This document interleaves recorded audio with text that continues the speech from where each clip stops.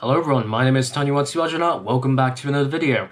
It's been around 2 weeks since I've released maybe the last ever episode of RoTransWipe, and there's been a lot going on in the games that I've covered. So in this video, I'll discuss what's up with them and my thoughts about them, I guess. Let's get started.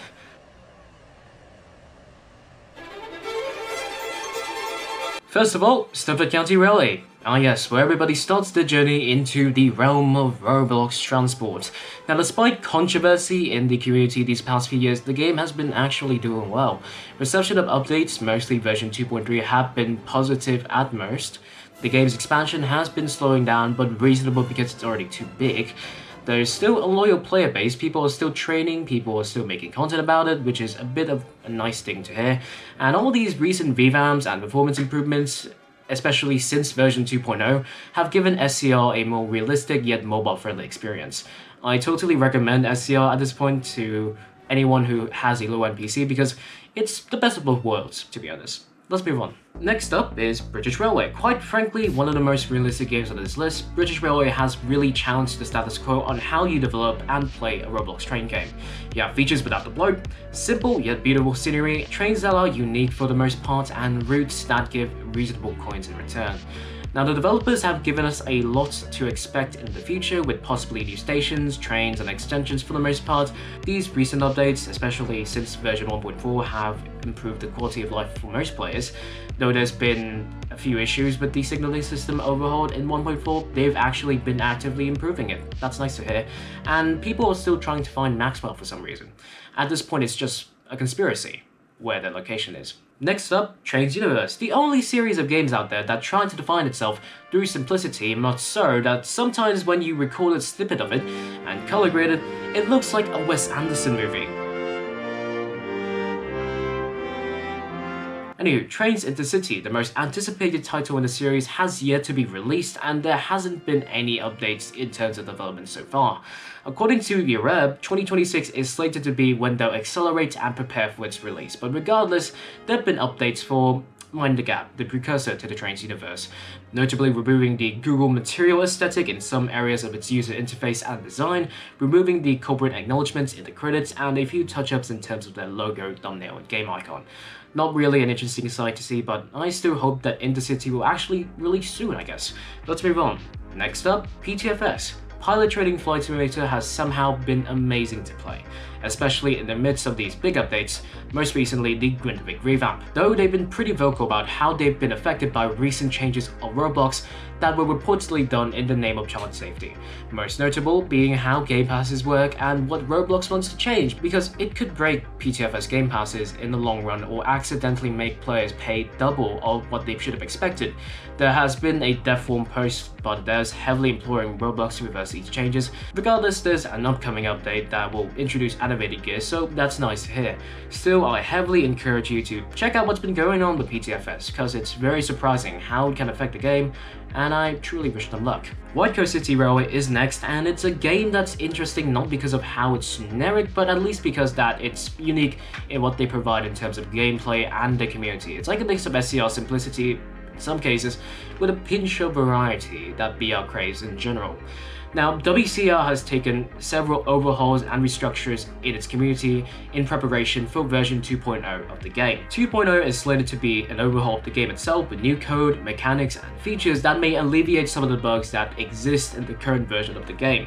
Now, there have been sneak peeks to version 2.0, for example, a few pictures and this video trailer of a station called Ashram.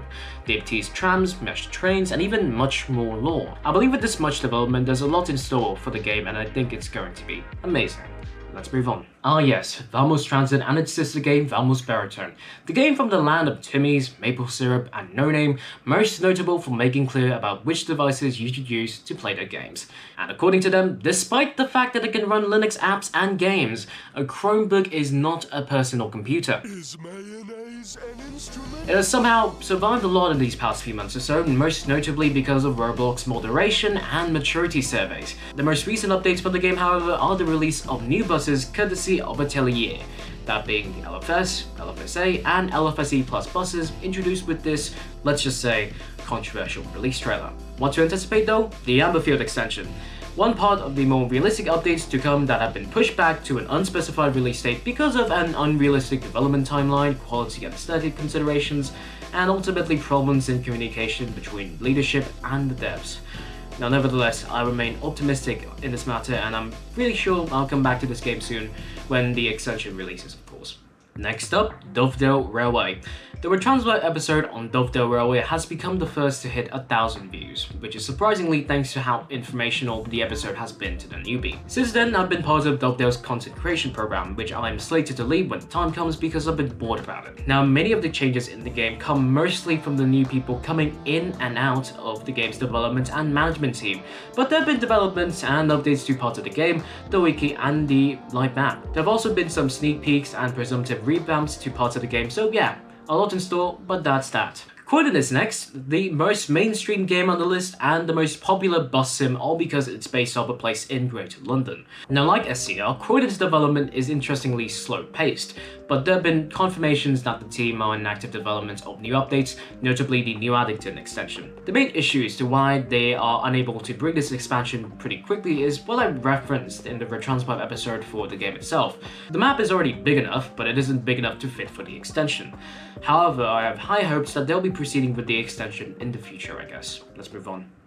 Now, among the lesser-known games that I've covered so far, Trackside Railway was in a dire state when it was covered. During the week that I produced episode 10, Trackside Railway's management confirmed the game's end-of support owing to significant toxicity in the server, as well as writing. It comes after weeks of new management following the resignation of its past directorate, which were among the few group of people that were known to be passionate about the game in my opinion.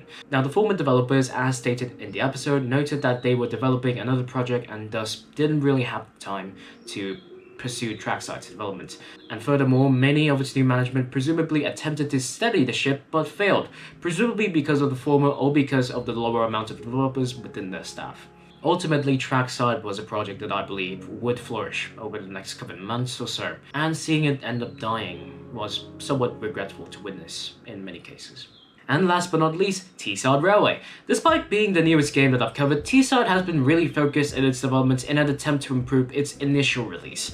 In the studio, the group of devs responsible for the game have frequently released patches to remedy the release date bugs, which are somewhat positive to observe. Furthermore, to improve on the gameplay and experience for most users, they are in the works in releasing automated signaling in the game. A deliberate but definitive pause on patches will begin on the 19th of May, so they can begin development on their second update. Notice there's no versioning number because maybe it's intentional or something, I don't know. I didn't actually expect to discuss much about Teesside Railway because it's still new, but I've been very surprised and I think they've actually gotten their act together, and I'm sure they'll be moving forward with grace from release day. And yeah, that's about it for this video. In all honesty though, most of the games that I've covered are actually hobby projects, and it's fair that there's been not much development in each of them, but surprise surprise, in some games there have been a lot, some games there have been not much, and it's very interesting to see what's up with these games anyways.